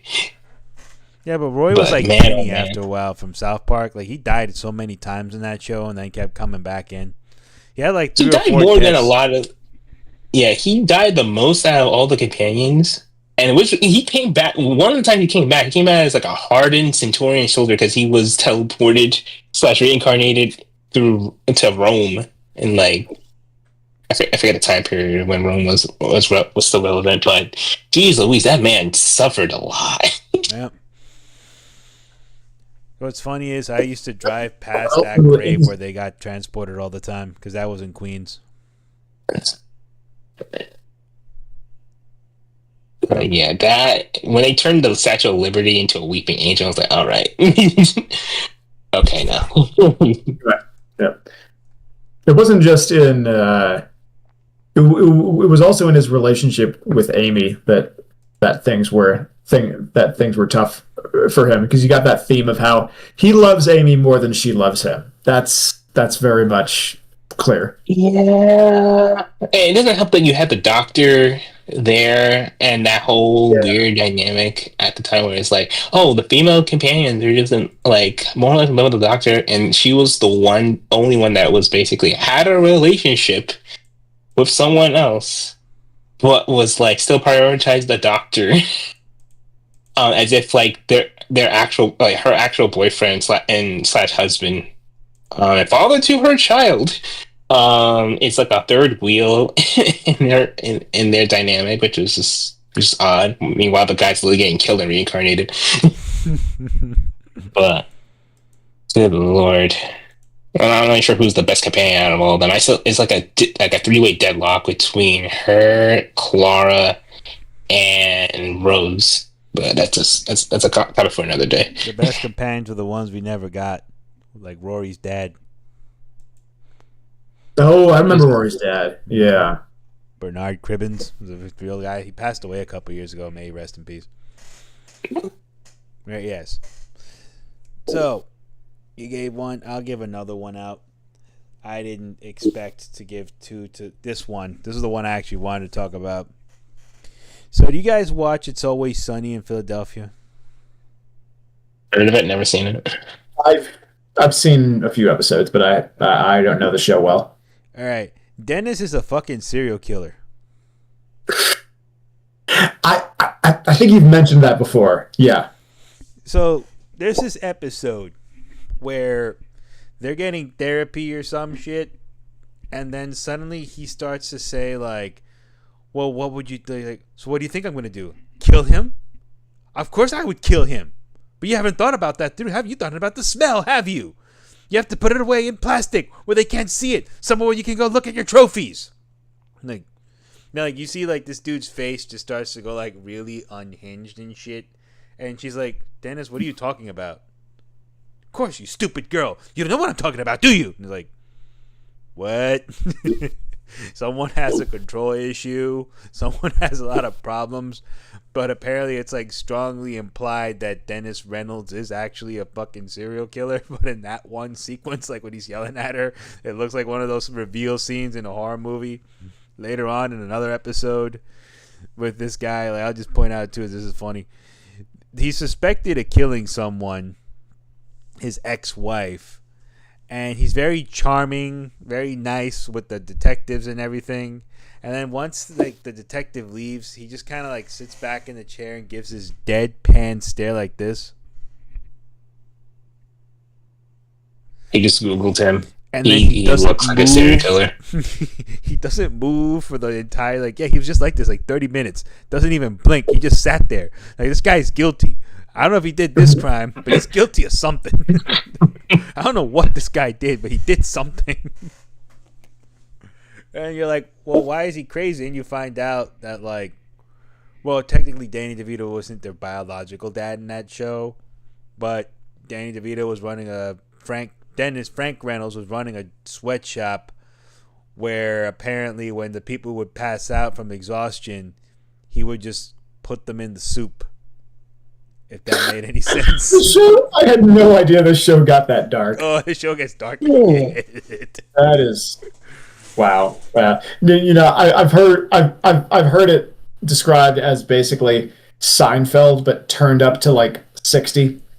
Yeah, it's Seinfeld for millennials, if that makes any sense. Or like modern day Seinfeld is what it feels like. Yeah, it sounds like they are like legit bad people. They are. Like on Seinfeld, they're just like selfish and shallow. But these people actually seem like really bad people. They are. Like Anyway, what was it? On Wikipedia, they're classified as narcissistic and or sociopathic. Yeah, all four of them are like not sociopaths. Yeah. Yeah, yeah, no. The characters on Seinfeld are not sociopaths. They still are reactive to other people's emotions. I don't And know. There's that one yeah, episode no, where Jerry's really like, into that. there's that one episode where Jerry is like letting out a tear, and he's like, "What is this, Elaine? Yeah. I'm crying. I care." I care. Yeah.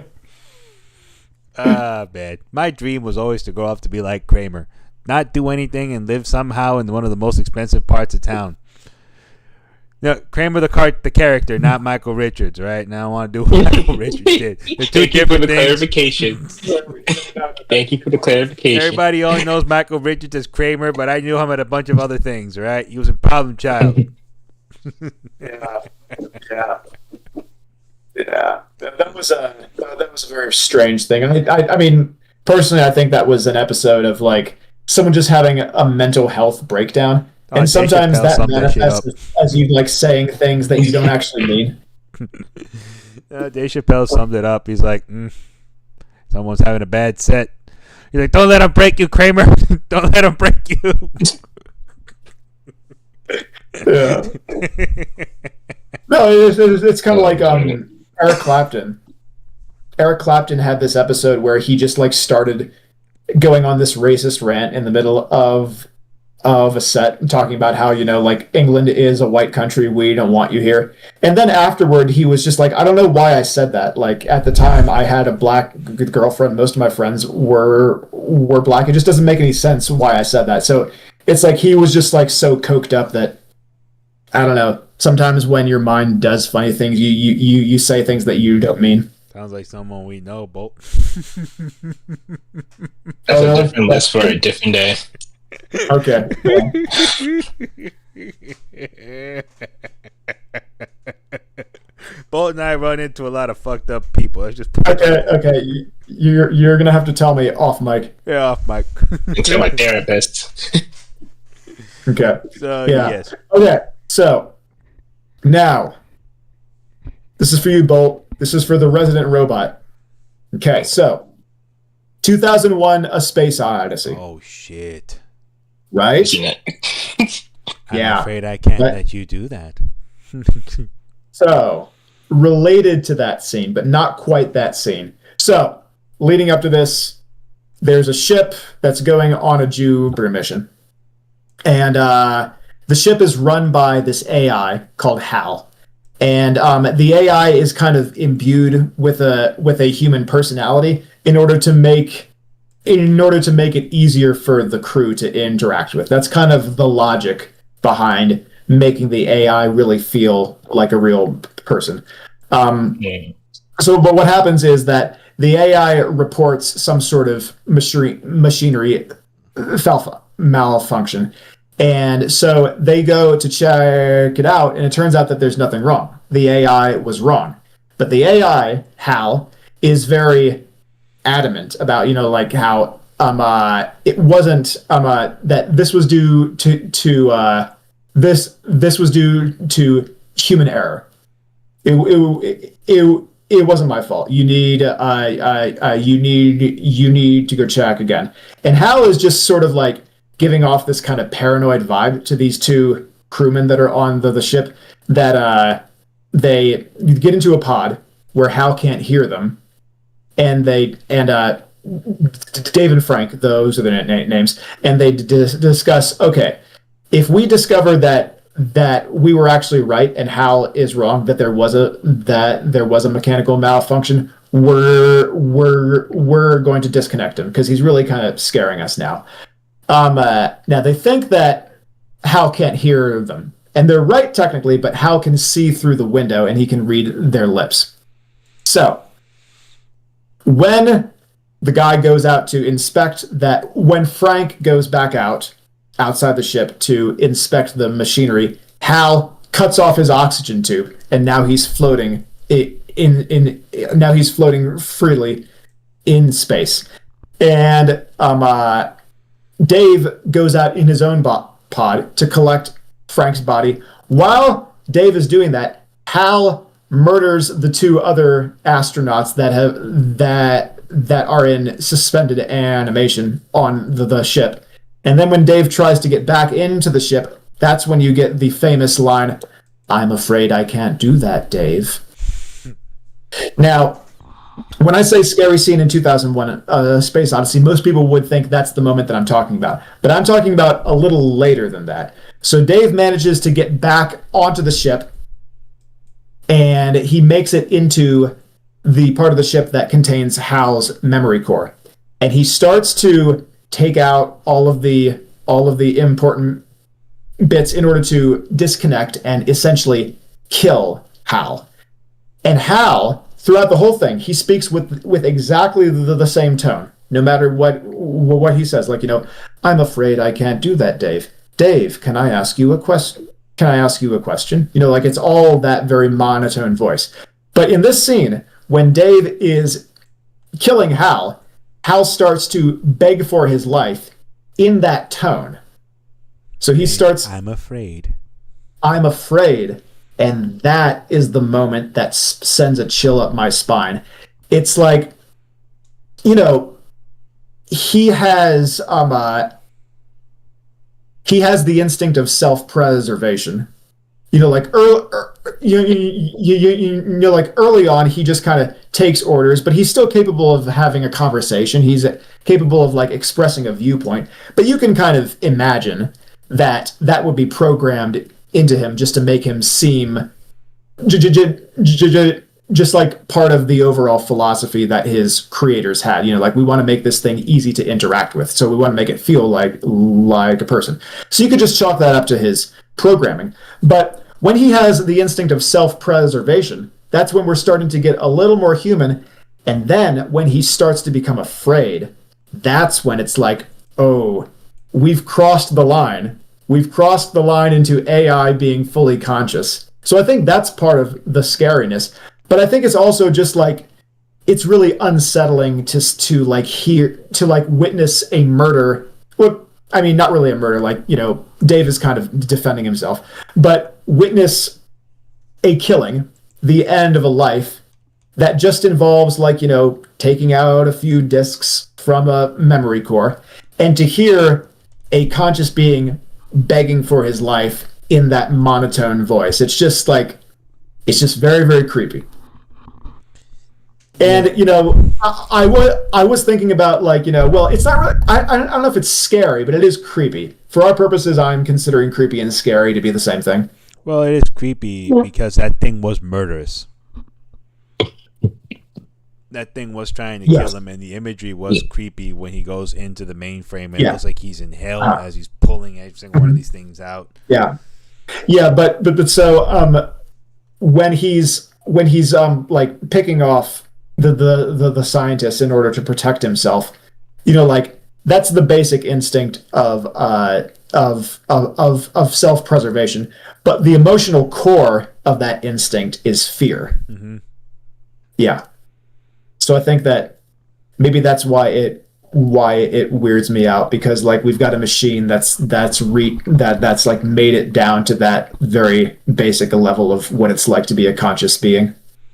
We got close to that, right? About, I think, 8 years ago. So they sent the Mars rover, right? The Mars rover, okay. Yeah. So apparently the final transmission that it sent out before the machine officially got busted was, "It's getting dark and I'm very cold." That was the final transmission it sent out. I didn't hear about that. Because it was a solar powered machine and it wandered into a sandstorm. So I guess the temp dropped and it was dark, and it's like the final transmission was, "It is getting dark and I'm very cold," or something like that. And that was the final message. That seems like the sort of thing that the scientists that were studying the monolith would declare as something that humanity wasn't ready to know. Yeah. Another interesting thing about the monolith, I've looked into a little bit about 2001 Space Odyssey. So, in theory, if you were to have the gumption and the resistance, if you were to wander into a black hole, you would see some of that stuff. Right, the stuff that Dave sees. Dave sees when he goes into the monolith. Yeah. You could, in theory, see that. Yeah, I mean, it's such a well-researched movie. Mm-hmm. Like they really seemed like, from my perspective, they really get a lot of the science right. Yeah, like even the opening scene with the human ancestors. Like we split from chimps about 4 million years ago. So the timeline is right, and the way that the first weapon was discovered probably was something like that. Like a human ancestor. I actually have to look now. I should know this, whether chimps use weapons. I'm not sure if they do, but whether it was I feel like they do. Okay, yeah. But like an early human, a human ancestor or a chimp ancestor or our common ancestor discovering a weapon, it probably was something like that. Like an ape just messing around with some bones or sticks. They do. Okay. Yeah. They would apparently use a stick and a stone and sharpen branches to fight against other chimps or to hunt small animals like bush babies. Wow. What is maybe a little misleading about that scene is that it's kind of implied that weaponry that the first tool was a weapon, because you don't really see them you don't see them using branches to fish for termites. You don't see them using rocks to crack open nuts. You don't see them they're just kind of eating berries and leaves off of bushes until then. So it sort of does suggest that the first tool was a weapon, which wouldn't be accurate. Or at least, I don't know. Yeah. To my understanding, and this is like a reach, but like a lot of people overinterpret Kubrick's work, but our professor actually said something about when he showed it to us in class, there was this ongoing conspiracy theory about zeitgeist or something like that, and that the Bible is the stations of all the zodiac, something like that. So he made a comment that some people claim that first killing moment is essentially a allegory for Cain and Abel. Like that is the first time the birth of man is the first time they killed someone. That is a true split from the angels. Like that was Adam and Eve's final split. Like their son committed the first murder. The idea is like, this is a bigger it. Once you're granted knowledge, the first thing you do with it is go harm someone to assert dominance and become top dog. I'm a strong man because I killed someone and I feel better about myself. But in reality, it's like, all right, you buddy, like you're an idiot. You shouldn't really be doing something like that. So that's something he pointed out. I'm like, really? Yeah. And then he also pointed out that there was a period there in India where the monkeys were beefing with each other. So a baby monkey accidentally got killed by a big monkey. And then the family of that baby monkey started killing the other monkey. And then the people at the resort were kind of scared because, like you kind of go, right, to these places to go see the monkeys, right? Like you can walk through these pathways. Yeah, that wasn't cool in those days because the monkeys were actually beating the shit out of one another. And you're kind of like a tourist like, Mommy, look, that monkey's killing the other one. He's choking the monkey. Yeah, just like thinking about that weapon as the first tool thing. I don't know. I guess it's possible, but it is I don't know. I just think that simpler tools would be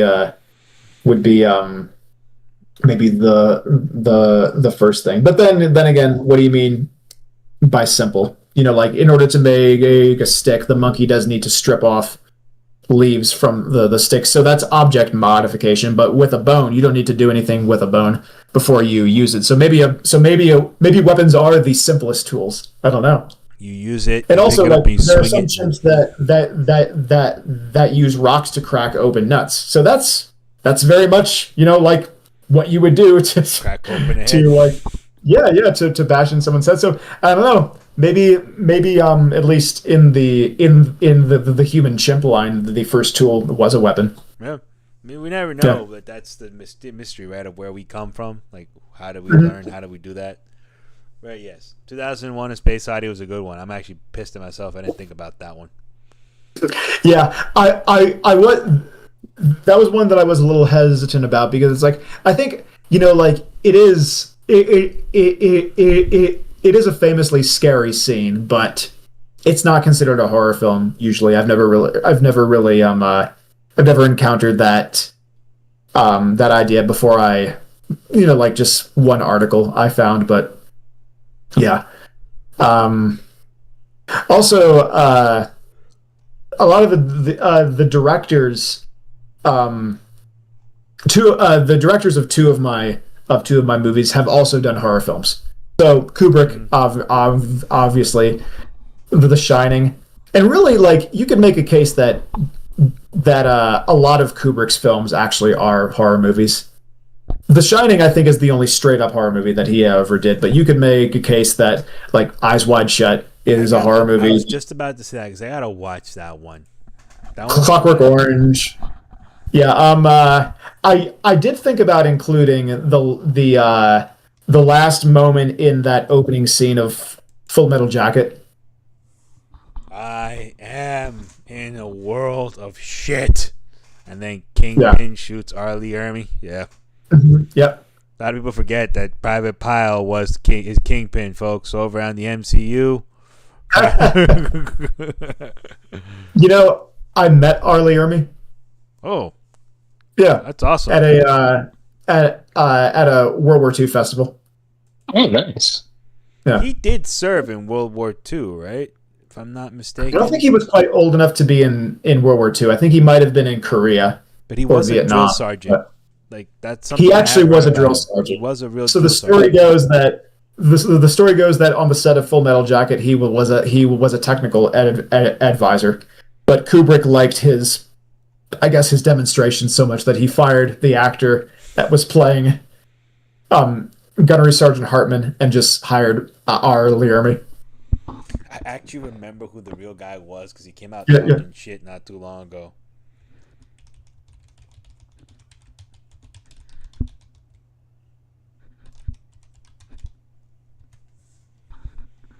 I remember hearing about that. But now, oh great, now I'm not going to find it. Nice. Real nice, Google. F you. There was a guy, and apparently he went through a lot of training, and he was kind of pissed, and he sued or something, because he's like, I did all this work. I could have gotten something else, so I was just going to go get fired. Nah, I can't remember. I can't find anymore who it was. Wait, here we go. Oh, it is gone. I will never find it. All right, whose turn is it now? Bolts. Mine. So look, we're also coming up on time too. We're at 30. Let's see. What's this next one? For me, the next one for me was where's my list? Oh yes. It was the Rolla scene from The Princess Bride. Yeah. Oh, the rodents of unusual size, right? Yep. Yes, that is the scary. one. Yeah. But more so, is like, I didn't expect the effects to be that good. As like, geez Louise, like if they had this rodent playing as Master Splinter in that old TV Ninja Turtles movie, then man, a lot of people would consider Master Splinter a threat. But yeah, it was like comedic, but like only after you get over the initial shock of like the grotesqueness of this giant, disgusting looking creature. Yeah, it does kind of teeter between comedy and terror. They did a great job with the effects. The most recent time I watched that movie, that was like maybe 5 months ago. I remember thinking that movie was that scene was funny, the last time I watched the time before that I watched it. But this last time I was surprised that I found it more scary than funny. Yeah, because I think it's just more the New York stereotype of like, oh my goodness, a New York type rats attack. This poor man trying to get his love interest out of this ominous wood area. Yeah, all the rats look like that in the subway. Yes, they do. And in Elden Ring. Oh my goodness, Elden Ring. I'm very tempted to switch my answer for those. But it would be the entirety of those type of games, if I were to be honest. But in all fairness, so that is still a great film. It's a good one to show someone for the first time and then, drop that line as you wish a few times. Works every time. Have you ever seen that movie all the way through? Every time he says as you wish. Yes. Mm-hmm. Yeah, it works. Mm-hmm. I've used it a few times myself. You wish. And she's like, oh, shit. It's like, oh. The first time my wife saw that movie, she hadn't seen it, right? It's during the pandemic, so I put it on for her. I'm like, look, I got to go to work, but you'll like this one. So I'm like, do you want anything to drink, anything like that? She's like, sure. I'm like, as you wish. I go get some water. I put it down. So I'm like, need anything else? She's like, no. I'm like, all right. I actually like, wait a minute. Let me give you something else. You want some of these things? She's like, sure. I'm like, all right, as you wish. And I just keep walking around. I'm like, if you need anything, you just give me a call. She's like, okay, all right, as you wish. And I go downstairs. So it took her like 30 or 40 minutes. I hear the shout, I love you too, from the top floor. Aww. Perfect. Works every time. And I found the actor. He was in the movie. He was in Full Metal Jacket. The guy who was supposed to be Gunnery Hartman. He's the guy shooting the innocent civilians, shouting, a good Viet Cong runs away. Yeah, it's like, that dude, that was supposed to be Sergeant Gunnery Hartman. And I will look more into that story on another day. But in this time, do we have any more examples? Oh, I've got two more. Shoot. All right. So,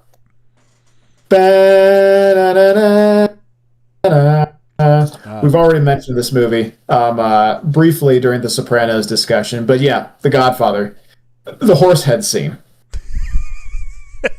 Yeah. That is a very, very disturbing scene. Okay, so Don Corleone, he has this nephew, Johnny Fontaine, who's a singer, but he wants to be an actor, but this one producer won't give him this part that he really wants. So Don Corleone sends. Sorry? You know that guy is based on, right? Johnny Fontaine is based on a real dude. Who's he based on? So I'm going to tell you two shots in trivia history. The movie is Guys and Dolls, and Johnny Fontaine is Frank Sinatra. Okay. Yeah, that makes sense. Yeah. And apparently this incident, something similar to this incident happened in real life. Happened with Frank Sinatra? Yeah. I'll have to look that up later. But, okay, so, yeah.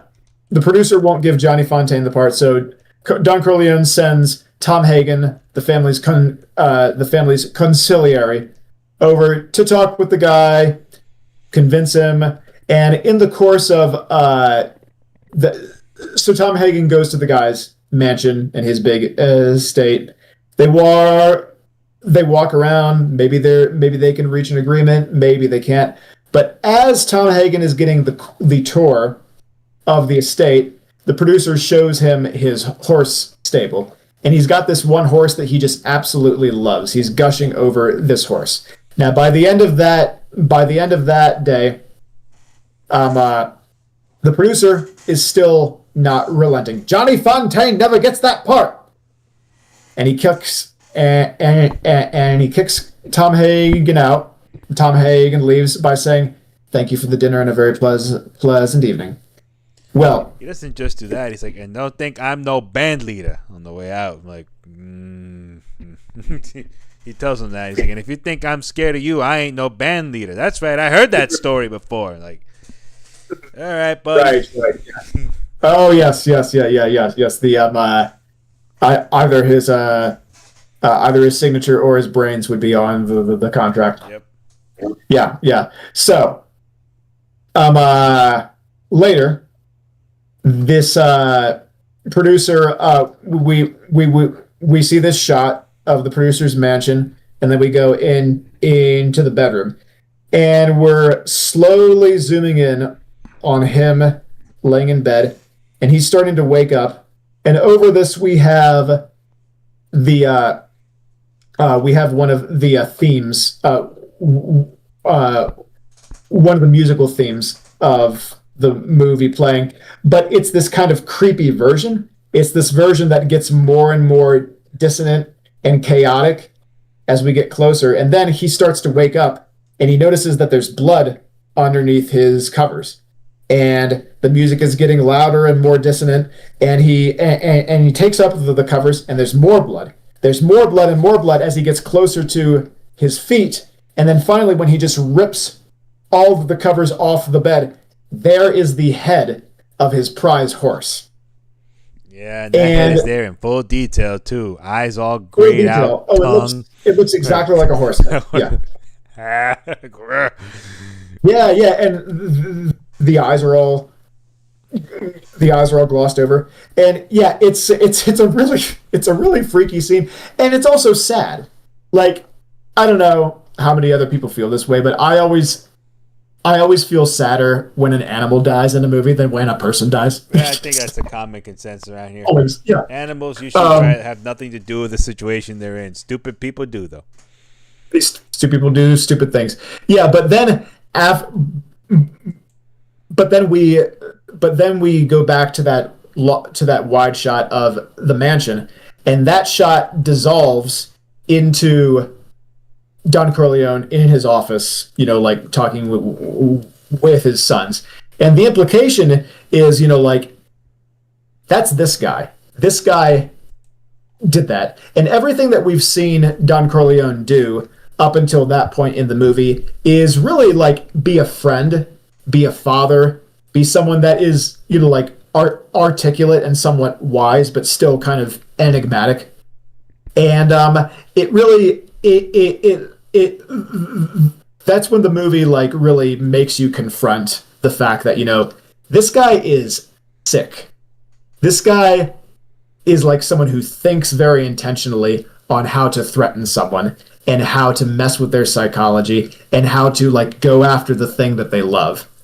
And, it's sort of, it's scary, because it does something that most good horror movies do, which is leave a lot up to your imagination. It suggests a lot of things that are happening off camera. It's like, what was the planning for this act? What was the planning for this antic like? Like, people, like how did they come to the decision to cut the horse's head off? How did they get into the house?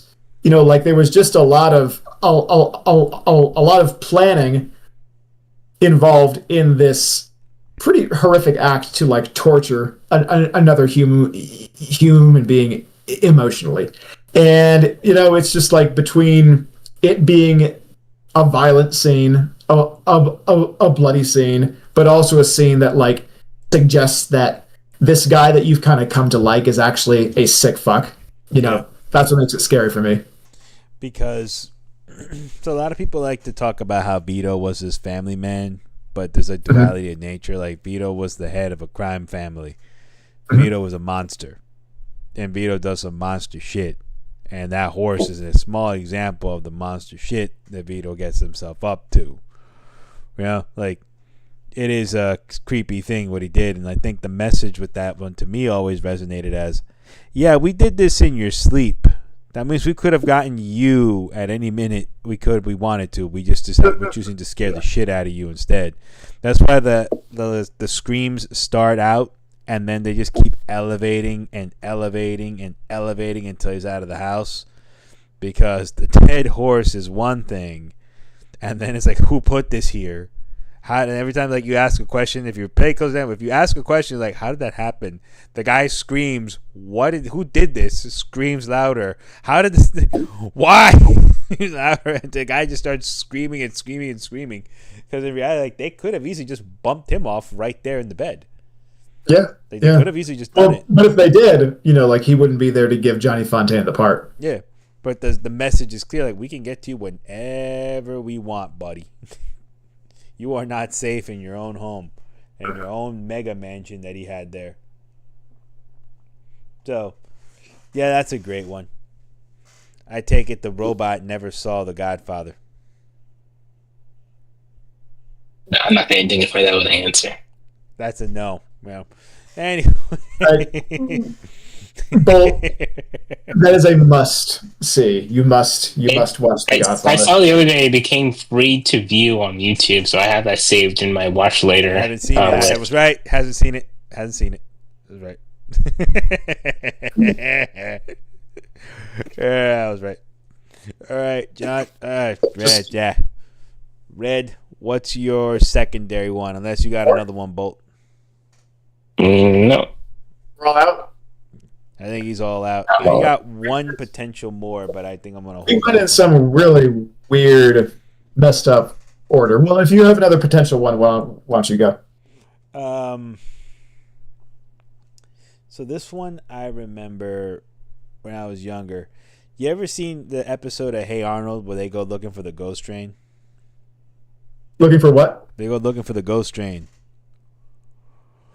So they're bored randomly one day, and then Grandpa Phil hears that they're bored, and he's like, all right, time to go fuck with these kids and give them something to do for the weekend, for the day. And he tells them a ghost story, that there's a haunted train that comes out of the station, and that train in particular is led by a guy who crashed it, and he drove it all the way to hell, right? It's like an actual plot point in the show. This isn't a Halloween episode. This is like a legit episode that's just there for the summer. So then the kids go to this abandoned train station, and then they get picked up by this random train, and they actually get on board the train. So here's what's scary. The group was Gerald, Arnold, and Helga. And they're singing actually like sort of Robert Johnson-esque music as they're waiting for like this harmonica blues style thing and like a raspy voice. When they get on the train, they go straight to hell apparently, but it's not really hell. It's like, oh yeah. But they run into that kid that's always behind Helga. What is his name? I always forget his fucking name. That kid. So, Helga comes and tosses the kid. They think they're in hell, and Helga comes and tosses the kid out of the fucking train. Leaves him out in the middle of nowhere. And then later on, you see that the kid is actually on the real ghost train, not the train that they were on. Oh, Brainy. yeah. His name is I Brainy. remember this now. Yeah, I remember that. The one-legged train conductor is on the train, but he's on that ghost train with the actual haunted thing. I'm like, oh, shit. Yeah. Kids episode, folks. Yeah. Okay. That was my example. Hey, Arnold.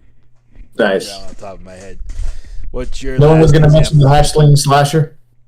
The Hashling. You know what's fucked up about that? When I got older, that name became more hood. Say it again. That name became more hood when I got older. Think about it. Hash slinging slasher. You know. The trash bringing the sash, pinging the... Hash, the weed slinging cutter. That's what that is. Hash slinging slasher. Very nice. Drug dealer name. Yeah. Okay. Last one. Okay. When you wish upon a star. Oh, here we go. We got the devil inside. All Talk right. about Pinocchio. Oh, I was thinking about that one. When he goes to that island. Mm-hmm. Yep. Pleasure Island. Yeah. Pleasure Island is a hellhole. Pinocchio is... I love Pinocchio. It's my favorite old Disney movie. Like there's the Disney Renaissance movies, then there's everything before. Everything before Pinocchio is far and away my favorite one of those. It's just like it's so weird. It's so funny. And it's like scary in multiple places.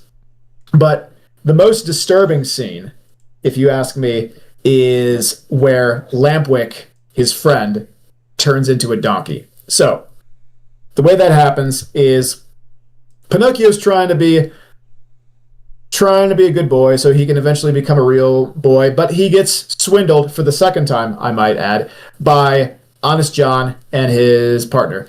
So they bring Pinocchio to this he's called the coachman. Yeah.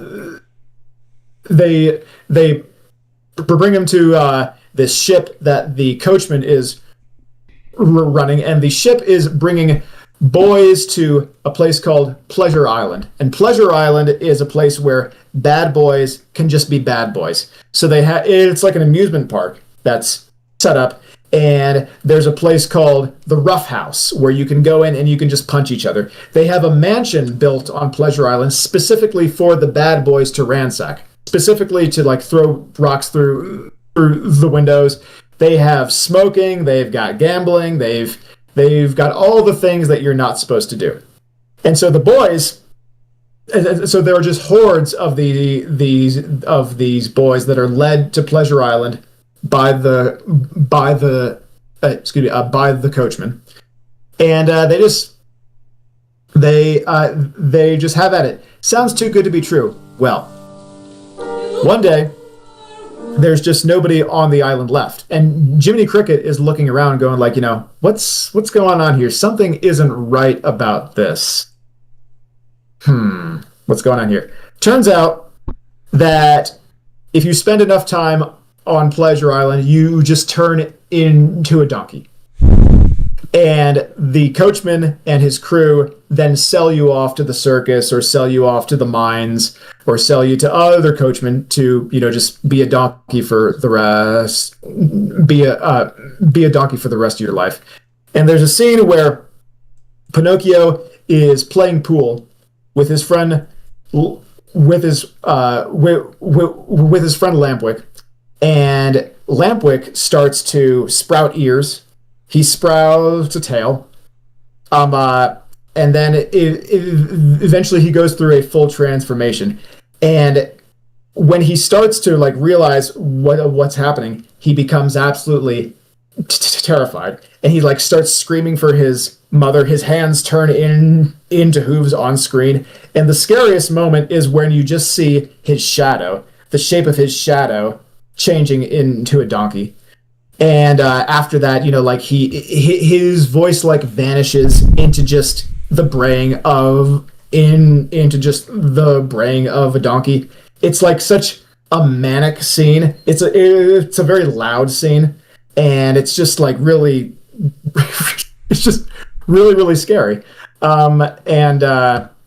It's surrounded with some chilling moments too. There's during that whole scene, it cuts from Pinocchio and Lampwick playing pool back to the coachman sorting through all of the boys that have been turned into donkeys. He's sorting them between the ones that can't talk anymore and the ones that are donkeys, but they can still talk. They still need to go back to Pleasure Island, maybe get a little more transformation done. But these donkey boys that can still talk are begging him, please let us go home. We want our mothers. And the coachman cracks the whip to silence them. And he says, you boys have had your fun. Now pay for it. It's just woo. And it's this is a tragedy. Island was a sense of hell, allegory for hell and temptation. Exactly. They're in it. Exactly. They've gone to hell. This was a tragedy of their own making. It was their vices that brought them there. Yeah. So I unfortunately saw the live action one a couple years ago with Tom Hanks. A live action? We're not gonna bother. Yeah, We're not gonna bother. Although people thought I was stoned when I was watching it because they really do play up the whole lost innocence with Pinocchio on that one. It's really dark and creepy. The live action Disney one. Well, okay, yeah.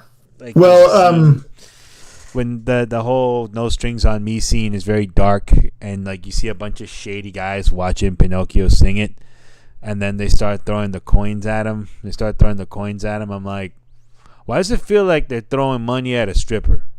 I don't know why it feels like that in this one, but it feels like throwing money at a stripper.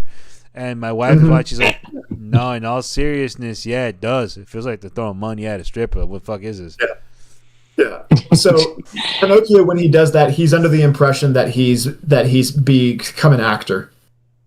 Yeah. Yeah. And then when Jiminy Cricket, I think it's when Jiminy Cricket realizes, like he's gone off to do something else. I guess I'm out of the picture. And he says, "What does an actor need with a conscience anyway?" Yeah. I'm like, Yeah. they kept that in the actual thing. They're like, what does an actor need with a conscience anyway? I'm like, what is he shooting, a porno? Like, what the hell? What is this? Yeah.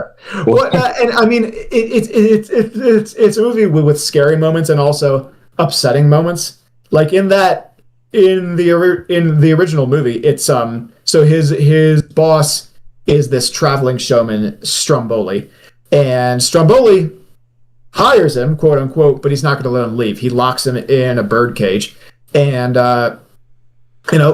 Pinocchio thinks that he's just like locked away forever. He's never going to see his father again. It's and Stromboli like reveals himself as this very cruel person. It's just like that's a little that scene's not really scary. It's more like sad and upsetting. But then you get to the donkey scene, which is just like scour the internet. Like a lot of people find that scene absolutely petrifying. As it is. Yeah. Yeah, no. Lesson learned. Don't watch the live action. Yeah. These scenes with Monstro, the giant whale that swallows Geppetto, those scenes are also scary, but they're not really disturbing in the same way that the Lampwick scene is. No, that scene was disturbing. I remember that scene because that's like the only thing I saw Pinocchio twice as a kid, and then I used to like the soundtrack. I would listen to it when I got older. But to me, what was very weird was I'm like, Pleasure Island. I'm like, why does this feel bad? And then I would see a couple horror movies where they actually use Pleasure Island, quote unquote, like they use a term as a. One day we'll highlight it on this one, like comedy horrors. Oh yeah, time. I'll actually pull this one out as the one. This movie will show you Pleasure Island. We'll revisit Pinocchio and Pleasure Island and why I think I made the equation. That's a good idea. Yeah. Let's talk more about Pinocchio. Always up for that. Oh my gosh, I love Pinocchio. I had a really good time rewatching it a few days ago. It's really good. The animation is beautiful. And I think part of that is why I'm so pissed off about how they changed the animation style of King of the Hill because I just watched Pinocchio. So. No, and I watch King of the Hill on my as ASMR sometimes in the background. It's fun to watch. Like I actually do enjoy it. So I'm actually hoping that they don't butcher it too bad. So here's a hot take. Shows decline in quality, not really because the creators run out of ideas, but because the original creative team leaves. Yes. So the control case is South Park, where South Park, I mean, by reputation, the last maybe 3 seasons or so haven't been great. But South Park was great for like a solid, 20 seasons. And that's because Trey Parker and Matt Stone have always been at the head of the creative team. King of the Hill, the original 13-season run, at least doesn't have the reputation of having a dip in quality. And I think that's because Mike Judge and Greg Daniels were there for the whole time. But so the show was sort of a synthesis of their different instincts because Judge wanted it to be a political comedy show. Daniels wanted it to be a character-based comedy show, and it kind of came together. But I don't know. Maybe the relationship continued to be contentious. No, like they would butt heads over that, and I actually agreed a little more with Jeff Daniels' take as more character versus political. Because once you start, Yeah, it does feel more like it. Whereas It does characters feel like like, the people in the area and the environment shines through. You know. yeah, yeah. Well, I mean, I do like the political or semi-political aspects of the humor, like a lot of the like a lot of the mocking of liberal culture. I enjoy. I enjoy that. But yeah, so King of the Hill, like it stayed good by reputation for the whole time, and I think that's because Mike Judge and Greg Daniels were there for the whole time. But The Simpsons' decline in quality is when you basically had that whole original writing team gone. Yeah, once Conan left, Yeah. Matt Groening hasn't really been on it anymore, and it went to this one guy. Matt Groening really was never that deeply involved in the writing of the show. He's always been a creative consultant, I think. So he's always been kind of there to rein it in, probably, when it gets too far away from his original vision. But he hasn't been like credited as a writer for a long time, if ever. Like, I don't know. He does that other show now, the one on Netflix. Disenchanted. Yeah, I can't get into that show. I start watching it and I can't get past. Yeah, I didn't think much of it. Futurama's back on Hulu, and I'm like, all right, waiting for this season to be up, a few seasons to be up, and I'm going to watch the ever-loving hell out of that. Mm-hmm. That show never gets old. I love Futurama. Mm-hmm. Matter of fact. Yeah, and Seth MacFarlane no longer writes for Family Guy, and I think that by reputation, that's kind of gone down. Yeah, he hates Family Guy. What? That was his that was his baby. Like he literally fought for that thing tooth and nail. What the heck? I just responded what I thought about that. Still does bimbo. No, he hates Family Guy because he lost creative control a long time ago. So like he won't come out and admit to it, but he is in that state where it's like he tried to get really creative with it, and then they took the creative control away. So that's why like now he's doing movies, and he only has to do like 1 or 2 movies every so often, and he's making bank. Like that new Naked Gun movie, that's his movie. I know that. Yeah, it's him. He petitioned for that with Liam Neeson years ago. And Liam Neeson's like, I'll do Naked Gun only if Seth MacFarlane directs it, because that's like they have good chemistry or something. But as far as that goes, like he hates it because he does it at this point for a paycheck. He doesn't get any real personal joy out of doing Family Guy anymore. Yeah, like he still does the voices, but I think that's really the only thing that he does for Family Guy. He comes in for a He's just putting it paycheck. And he defends it when hipsters go and bash it. He's kind of like the first one. Like, you guys know how hard it is to get a 10-second joke in, to write a 10-second joke. Like, those little cutaways are hard. You got like 10 seconds to get the joke in and out. It's not easy to do. And Family Guy, I think it's probably harder to. I don't know. I think it probably is. For me, it would be harder to write jokes that fit strictly with the plot.